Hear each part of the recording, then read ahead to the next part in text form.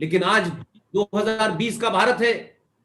ये भारत किसी के सामने क्यों झुकेगा? क्यों इसको कोई ऐसा फैसला जो हमारे बुजुर्गों ने लिया था, किसी दबाव में लिया था, किसी लालच में लिया था, वो समाप्त होने चाहिए। इस भारत का भविष्य भारत के लोग लिखेंगे। इंडिपेंडेंट एक्ट 1935 का संविधान की कार्बन कॉपी नहीं लिखेगी। इसलिए धारा 333 आपको सुन के हंसी आएगी। और 1.5 साल पहले, 1.5 पौने 2 साल पहले मैं नासिक गया और मैंने ये बात पहली बार वहां रखी। और फिर कुछ लोगों ने मुझसे कहा कि इसकी डिटेल हमें दे दीजिए। मैंने कहा देखिए साहब, डिटेल ये है कि मैं कोई कानून का आदमी नहीं हूं, मैं जर्नलिस्ट रहा हूं, मैं पॉलिटिकली चीजों को रखता हूं, बाकी काम आप करें। धारा 333 एक ऐसी धारा थी जिसके तहत भारत में अंग्रेजों ने जायज तरीके से नाजायज तरीके से जो राज किया और 47 में चरखा चलाने से वो यहां से चले गए, और उसके बाद जाने के बाद जब यहां जो चरखे को लेकर के जो हर घर के बाहर बैठे थे, उनको ये कह गए कि भाई हम तो जा रहे हैं, लेकिन हमारे कुछ अंग्रेज भाई जिन्होंने यहां भारतीय महिलाओं से शादी कर ली है, कुछ जायज संबंध है, कुछ नाजायज संबंध है, ये विषय नहीं है, लेकिन उन्होंने कहा कि जब इनके बच्चे जो पैदा होंगे, जिन अंग्रेजों ने भारतीय महिलाओं से शादी की थी लोअर लेवल पे, खासतौर से, कि ऊपर के तो चले गए, उनसे उत्पन्न होने वाली संतानों को भारत में एंग्लो इंडियन कहा जाएगा। और ये एंग्लो इंडियन है, इनकी नसों में तो अंग्रेजों का खून है, तो वो इन संतानों का भी प्रावधान करवा के गए।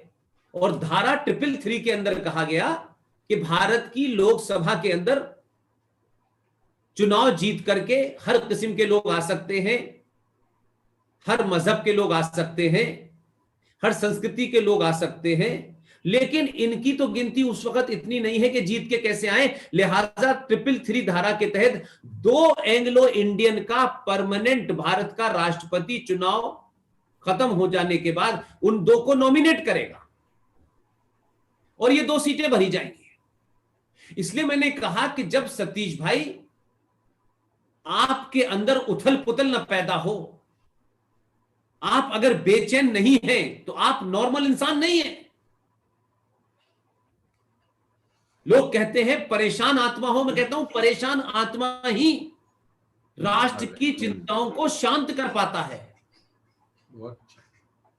इसलिए मैं कह रहा हूं उस 333 के बारे में जब मुझे पता चला, मैंने अपने साथी लीगल थे उनसे पूछा कि भाई मुझे बस इतना बता दीजिए, इसके अलावा क्या है। उन्होंने कहा यही है।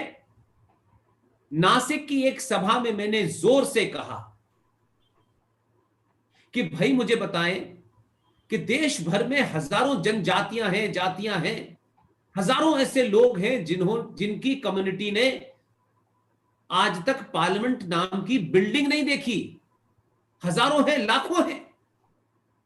आखिर ऐसी कौन से लोग हैं ये एंग्लो इंडियन जिनके लिए पहले दिन से और आखिर तक, जब तक ये संविधान रहेगा, ये 2 सीटें बुक रहेंगी?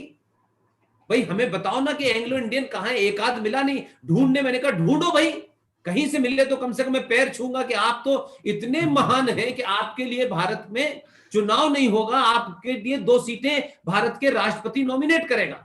मिला नहीं भाई साहब। लेकिन मैंने जगह जगह, गली गली वैसे ही 335 के लिए चिल्लाता था, वैसे ही चिल्लाया। लोग मुझे कहने लगे कि तुम कोई ना कोई नया फसाद खड़ा करते हो। मैंने कहा जिंदगी जीने का मतलब है फसाद को खड़ा करना और फसाद को निपटा देना। फसाद करना और फसाद खड़ा करने में फर्क है।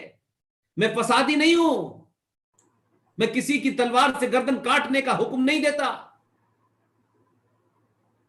और उस सभा में मैंने इसी तरह से बात कही कि देश के लोग जो इस समाज की और राष्ट्र की चिंता करते हैं, मैं उन मुद्दों की तरफ ज्यादा ध्यान देता हूं जिससे राष्ट्र सुरक्षित रहे।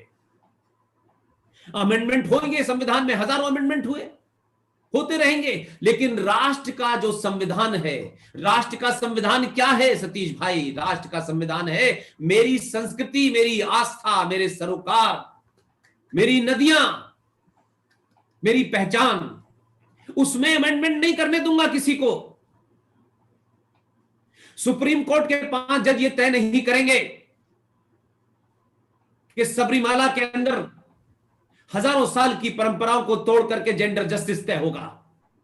सुप्रीम कोर्ट को जेंडर जस्टिस तय करना है तो 50 अगर मर्द सुप्रीम कोर्ट में जज हैं तो 50 खवातीनों महिलाओं को जज बनाए, वहां जेंडर जस्टिस करें। वहां जेंडर जस्टिस नहीं कर पा रहे, लेकिन इस देश की आस्थाओं को तोड़ करके आप वहां जेंडर जस्टिस करना चाहते हैं। इसलिए मैंने नागपुर में खुले रूप से कहा कि ये 2 सीटों को भारत सरकार को तत्काल समाप्त करना चाहिए। और भारत सरकार जो रोज सुबह से लेकर शाम तक सक्सेसिव सरकारें आई और उन्होंने सुबह से लेकर शाम तक एक ही राग अलापा, Jammu Kashmir is a integral part of India, Jammu Kashmir is a integral part of India. अरे भाई ये कह रहे हो, अगर आपका बेटा है तो आपका बेटा है, रोज मोहल्ले वालों को बताते हो ये मेरा बेटा है, आओ आओ सुनो ये मेरा बेटा है, तो मोहल्ले वालों को शक होता है ये असली बेटा नहीं है, कुछ खेल है इसमें। तो जम्मू कश्मीर के बारे में यूएनओ में जाकर के हर मंत्री संतरी चिल्ला चिल्ला के बोलता था Jammu Kashmir is integral part of India. मुझसे लोगों ने कहा, शरद पवार के लोग, जब मैं नौकरी करता था, कि भैया आप सुबह से शाम तक क्यों कहते हैं कि आपको डाउट है क्या? बोले हमें तो डाउट नहीं है, जो हमारे पास है इसलिए हम तो कभी नहीं कहते, हमारा वो इंटीग्रल पार्ट है, इसलिए हमने वहां से कश्मीरियों को मार पीट के भगा करके वहां पंजाबियों को बसा दिया है। बात खत्म हो गई, ना आपको पता चला ना हमें पता चला, और अब वो वहां से दूर नहीं हो सकता। लेकिन आप धारा 370 भी देते हैं, 35 भी देते हैं, करोड़ों करोड़ों का बजट भी देते हैं, और निजाम मुस्तफा बसाने वालों को दिल्ली में सेकुलरिज्म का भूख भी चढ़ता है, तब भी आप कहते हो कि जम्मू कश्मीर से इंटीग्रल पार्ट ऑफ इंडिया। तो आप इसलिए कह रहे हो कि आपका है नहीं। तो मैंने कहा बात तो आपकी बिल्कुल सही है। लिहाजा मैंने कहा कि अगर जम्मू कश्मीर को यह कहना है कि यह हमारा इंटीग्रल पार्ट है, गिलगित बल्तिस्तान भारत का हिस्सा है, और जो पाकिस्तान के कब्जे वाला जम्मू कश्मीर है वो भी अगर हमारा है, तो उसमें 2 काम करिए।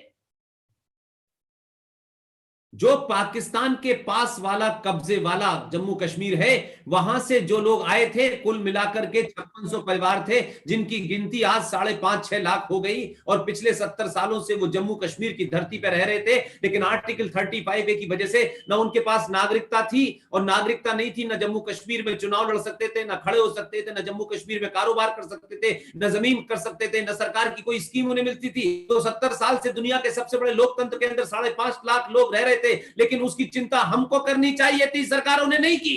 लेकिन राष्ट्र को खड़ा होना चाहिए था कि ये भारतवंशी लोग हैं, अपनी जमीन पे हैं, इनकी नागरिकता नहीं है। लेकिन उसी जम्मू कश्मीर में आर्टिकल 35 होने के बावजूद भी पाकिस्तान का कोई मर्द जम्मू कश्मीर की लड़की से शादी कर ले तो उसको जम्मू कश्मीर की नागरिकता मिल जाएगी, और जम्मू कश्मीर की नागरिकता मिलेगी तो ऑटोमेटिक वो भारत का नागरिक हो जाएगा। क्या एजेंडा आपने खोला था कि कश्मीर के रास्ते से आओ, ऐसे दिल्ली में आओगे तो नागरिकता नहीं मिलेगी, ऐसे मिलेगी? मैंने उनसे कहा कि अगर पाकिस्तान ऑक्युपाइड कश्मीर को सच में अपना बताना चाहते हैं, तो ये जो 2 एंग्लो इंडियन हैं जो मिल नहीं रहे हैं, आप इनको समाप्त करें। गिलगित बल्तिस्तान के लोग भारत में रह रहे हैं, उनमें से किसी एक को, और जो पाकिस्तान ऑक्युपाइड कश्मीर मीरपुर में, मुजफ्फराबाद में जिनकी कोठियां हैं, घर छोड़ के भागकर यहां आ गए हैं, उनके लोगों में से आप उनमें से एक जम्मू कश्मीर पाकिस्तान ऑक्युपाइड वाले हिस्से के आदमी को लोकसभा में नॉमिनेट करें, एक गिलगित बल्तिस्तान के आदमी को जो भारत में है उसे नॉमिनेट करें। अंतरराष्ट्रीय मैसेज जाएगा कि भारत जिसे कहता है अपने यहां उन लोगों को संसद में नॉमिनेट करता है, और इन दोनों को हटाइए। मुझे सिर्फ इतनी खुशी है सतीश भाई, सरकार ने एक ही काम किया है। सरकार के कानून मंत्री ने पार्लियामेंट में खड़े होकर बयान दिया, मुझे नहीं पता कि आप लोगों ने सुना कि नहीं सुना, और सरकारें सुनती हैं इसका मुझे एहसास हो गया है। अगर आप सही मानों में अपने निजी स्वार्थों से ऊपर उठकर राष्ट्र के प्रति कुछ ऐसी बातें बताएं जो सरकारों तक नहीं पहुंचती, और सरकारें भी होती हैं, उनकी भी लिमिटेशन होती है, और सरकारें भी ये चाहती हैं कि राष्ट्रीय मुद्दों पर समाज के अंदर से कोई नैरेटिव निकल के आए, और जब वो नैरेटिव समाज में फैल जाएगा तो सरकारें अपने ऊपर दबाव महसूस करती हैं। इसीलिए 370 और 35A का दबाव हुआ। 70 सालों से हमने देखा कि एक पार्टी के मैनिफेस्टो में हर बार 370 हटाएंगे, 370 हटाएंगे, 370 हटाएंगे। वो हट गए लेकिन 370 नहीं हटी।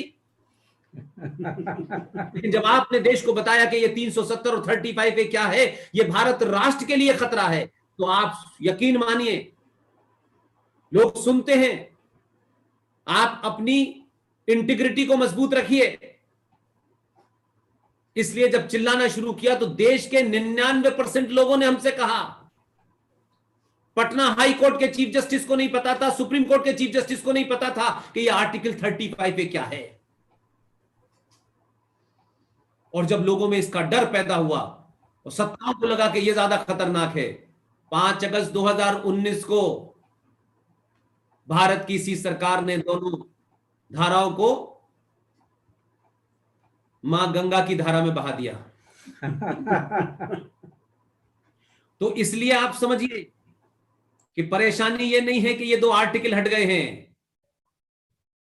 इसको सही मानों में अगर आप राष्ट्र के रूप में सोचेंगे तो आपको कुछ जवाब और मिलेगा। और मेरा जवाब इस पे यही है कि जब भारत आजाद हुआ 15 अगस्त 1947 को, तब से जो कुछ भी इस राष्ट्र के साथ में जघन्य अपराध करके सत्ताओं पे बने रेनों की भूख जो इस नेताओं को लगी, उस भूख को मिटाने के लिए और राष्ट्र के साथ जो जघन्य अपराध किए हैं उनको समाप्त करने के लिए इस सरकार का एक मुखिया, उसने वहीं से काम शुरू किया है। और जो उसने स्वच्छ भारत का अभियान चलाया है वो 1947 से शुरू किया, और 1947 में ही धारा 370 लगी थी। 1954 में 35 आया। तो काम अगर 1947 से शुरू करेंगे तो माफ कीजिएगा, 1947 से ये जो स्वच्छ अभियान शुरू हुआ है, जिसे लोग समझ रहे थे कि सड़क पे कूड़ा उठाने का काम किया, ना ना ना ना, लोगों को लगा ये कूड़ा उठाने का काम है, लोगों को बिजी कर दिया क्योंकि समाज उतना ही समझता है। लेकिन आप जैसे प्रबुद्ध लोग, बनारस के लोग, आप इस बात का तो कम से कम क्रेडिट ले लें कि आप जब यहां से किसी को जिताते हैं और वो पार्टी उसे प्राइम मिनिस्टर का कैंडिडेट बनाती है, तो आपकी मिट्टी और मां गंगा के अंदर इतनी ताकत है कि जब प्रधानमंत्री बनता है तो सन 1947 से हिसाब लेना शुरू करता है। नहीं, प्रधानमंत्री तो बहुत बने इस देश में। इसलिए व्यक्ति विशेष से राजनीतिक किसी के मतभेद हो सकते हैं, लेकिन न मैं तो राजनीतिक दल का आदमी हूं न राजनीतिक हूं। इसलिए मैं कहता हूं वो कैसा है मुझे इसमें इंटरेस्ट नहीं है। वो राष्ट्र को बचाने के लिए जो कर रहा है उसके लिए राष्ट्र के उन लोगों को जो भारत की संस्कृति में, सभ्यता में, सरोकारों में यकीन रखते हैं, उनको अगर मगर छोड़ करके, तत्कालिक मतभेदों को छोड़ करके उस आदमी की ताकत को इतना मजबूत करें कि अगर वो 2014 से 2019 तक अकेला था तो फिर आपको लगा कि ये अकेला है, शायद कमी पड़ रही है। आपने 2019 में एक और गुजराती को भेजा, कहा कि एक थे वो कड़ी निंदा करते थे, उनका कड़ी निंदा से काम नहीं चलेगा, तो आपने दूसरा भेज दिया है। वो तो पार्लियामेंट में खड़े होकर कहता है कि जम्मू कश्मीर भी हमारा है, पाकिस्तान ऑक्युपाइड भी हमारा है, गिलगित बल्तिस्तान भी हमारा है। मैंने कहा रुक जाओ, कहीं थोड़ी देर में पाकिस्तान मत क्लेम कर देना भाई।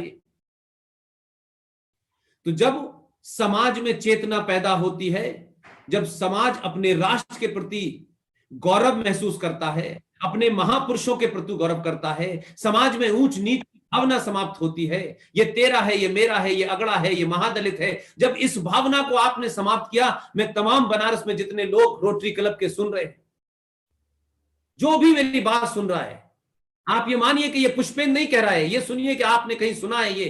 क्या मेरी बात से आप इस बात से इत्तेफाक नहीं रखते?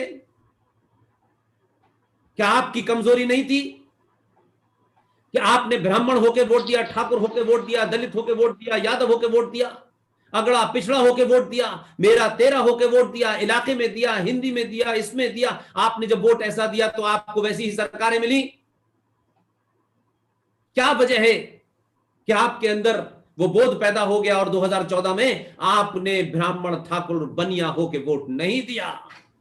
इसी ताकत से दुनिया डर गई है, इसी ताकत की वजह से दुनिया मानती है कि ये 2020 का भारत वो भारत है जो हजारों साल की संस्कृति परंपराओं में नजर आता है, इतिहास में नजर आता है। इसमें आचार्य चाणक्य नजर आता है, इसमें छत्रपति महाराजा नजर आते हैं, शिवाजी नजर आते हैं, इसमें गुरु गोलवारकर नजर आते हैं, इसमें गुरुजी नजर आते हैं, महामना नजर आते हैं, इसमें वीर सावरकर नजर आते हैं, सुभाष चंद्र बोस नजर आता है।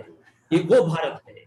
इसलिए दुनिया आपके आदमी को हल्के में नहीं ले रही, और आपके आदमी ने भी बहुत धीरे धीरे कार्य किए। मैं कुछ घटनाओं को इसलिए बताना चाहता हूं कि अभी कल परसों की घटना है, उससे जोड़ के बताता हूं। आप याद कीजिए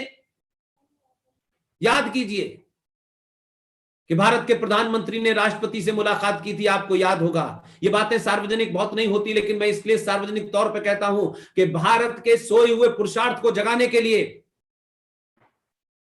अगर इतिहास में हमारे शूरवीरों को, इतिहास में बहादुरों को दबा करके बौनों का वाहन बनाया गया है, तो मैं कहता हूं कि मैंने सुभाष को नहीं देखा, सावरकर को नहीं देखा, छत्रपति शिवाजी को नहीं देखा। आज भी आपके समाज में बड़े बड़े शूरवीर हैं, लेकिन हम अपना तेरी दूसरे की तारीफ करने में बड़े संकोची हैं। हम इस कहते नहीं है, इसलिए आपके बीच में जो बहादुर है उसकी चर्चा नहीं होती। और जब चर्चा नहीं करते हैं तो समाज वैसा हो जाता है, और जब समाज वैसा होता है तब सरकारें 24 पार्टियों की बनती हैं।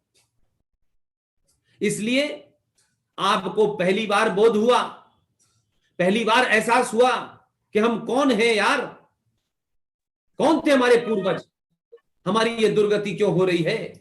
लिहाजा आपने 2014 पैदा कर दिया, और 2014 पैदा कर दिया तो आपको समझ में आया कि ये क्या हो गया है, क्योंकि ये तो हो नहीं सकता। इस आदमी को किसी किस्म की बीमारी से ये ग्रस्त नहीं है, इसे पॉलिटिकली करेक्ट नहीं होना है, इसे सेकुलरिज्म की भूख नहीं है।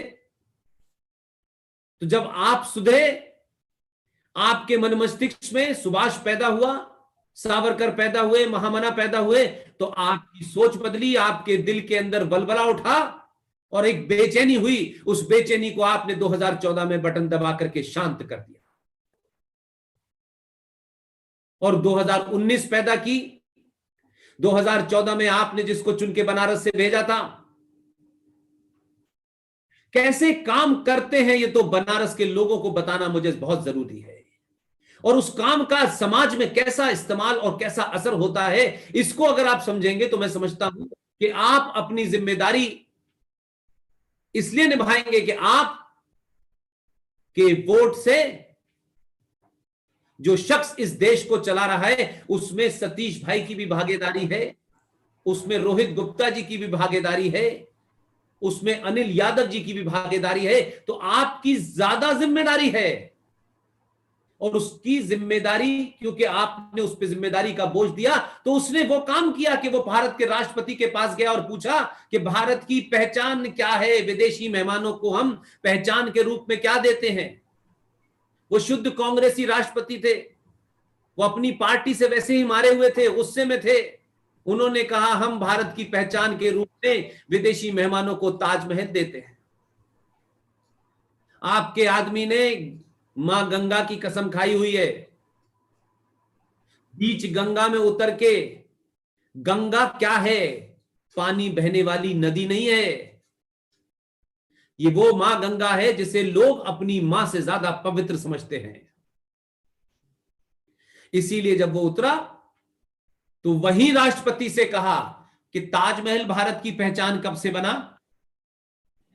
उनके पास जवाब नहीं था, उन्होंने कहा आज से बंद कर दें, ये भारत की पहचान नहीं है ताजमहल। तो पूछा क्या आज से पहचान होगी। उसका होमवर्क बहुत अच्छा है, आप लोगों ने जिसे वोट दिया है वो होमवर्क पूरा करके जाता है। उसने तत्कालिक राष्ट्रपति से कहा कि आज के बाद से भारत में जितने भी विदेशी मेहमान आएंगे उनको भारत की पहचान और संस्कृति के रूप में गीता दी जाएगी। और दुनिया के सबसे बेहतरीन पब्लिशर से वो गीता छपवाई। अब आपको मैं जो शुरू में मैंने वाक्य किया था कि आप जब जिससे बात करें उसके स्तर और उसकी भाषा और उसके टोन और टेनर को नहीं समझेंगे तो आप अपनी बात कम्युनिकेट नहीं कर पाएंगे। इसलिए जब 15 साल के बच्चे से बात करें तो आप ये मत कहिए कि सुनो हम तुम्हारे पिता हैं, तुम्हें क्या पता है, हमने ये किया है, ये अपने बहादुरी के किस्से उसे मत सिखाइए। वो बेचारा मैगी खाता है, 2 मिनट में ऐसी बात कहिए जो मैगी की तरह समझ में आ जाए। उस पे ज्यादा उसके जबान पे जोर डालेंगे, वो चला जाएगा कि मेरे पिता पता नहीं क्या समझा रहे हैं। मैंने यही सोचा, ये 25 साल के कैरियर में मुझे समझ में आया कि आप सिर्फ टू दी पॉइंट बात करें, उससे ज्यादा बात ना करें। पहली सीढ़ी अगर उसकी समझ में आ गई, दूसरी तीसरी में वो खुद दौड़ने लगेगा और चौथी में निकल करके वो ऐसा समझाएगा दुनिया को कि लोग कहते हैं कि इतनी पॉपुलेशन युवा है, उसी 15 से 18 और 18 से 22 साल वाले ने बटन 19 में इतना दबाया कि जो कमी 2014 में रह गई थी वो 2019 में पूरी कर दी उसने। ये उसी की ताकत है। ये हम जो सफेद बाल वाले लोग हैं ना, ये हम अपने से ऊपर किसी को समझते ही नहीं है, इसलिए वहां तक बात ना आए, इसलिए हम इधर उधर की बात करते हैं। और उसने महान कार्य क्या किया, उसने दुनिया की हर राज्य और स्टेट, जो जितने भी राष्ट्र थे, उन भाषाओं में किताब छपवाई, गीता, और दी। मेरी बात को लोग ह्यूमर में लेते हैं। मैंने कहा मैं ह्यूमर में बात इसलिए कहता हूं कि कभी कभी बीच में हंसने से लगता है कि सुनते सुनते अगर दिमाग में बहुत बोझ हो गया तो थोड़ा रिलीज हो जाए, लेकिन वो ह्यूमर किसी पर्पस से नहीं है, उसमें भी मेरी बात छुपी हुई है।